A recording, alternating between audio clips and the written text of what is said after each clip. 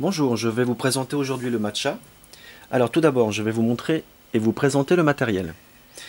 Vous avez le bol que l'on appelle chawan en japonais, le fouet que l'on appelle chasen et la cuillère à matcha que l'on appelle shashaku.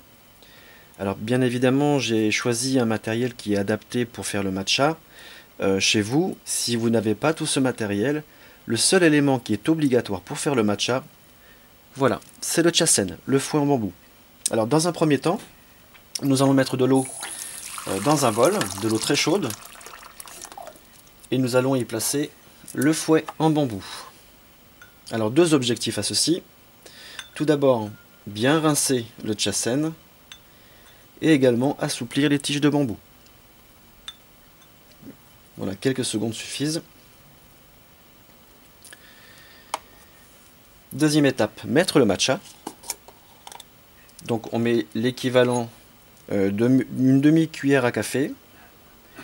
Et nous, comme nous utilisons le shashaku, ça sera 2,5.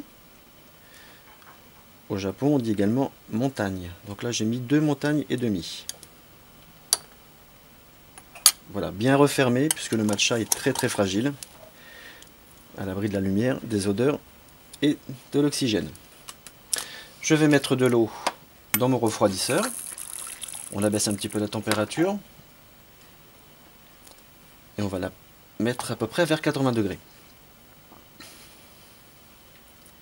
Je vais verser l'eau délicatement le long de la paroi, pas directement sur la poudre. Voilà, 5 centilitres. Je prends mon fouet, je tamise le fond du bol pour éviter les grumeaux.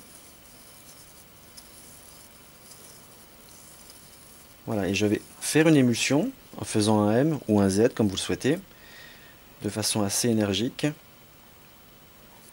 comme ceci. Une dizaine de secondes, ça suffit largement.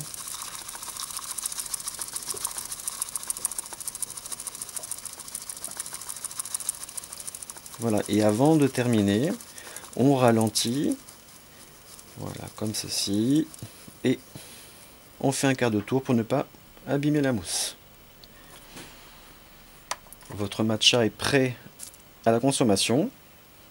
La seule chose qu'il faut ne pas oublier, rincer le fouet, laisser sécher avant de le ranger pour éviter qu'il moisisse, et la cuillère juste sécher et nettoyer avec un chiffon humide. Bonne dégustation.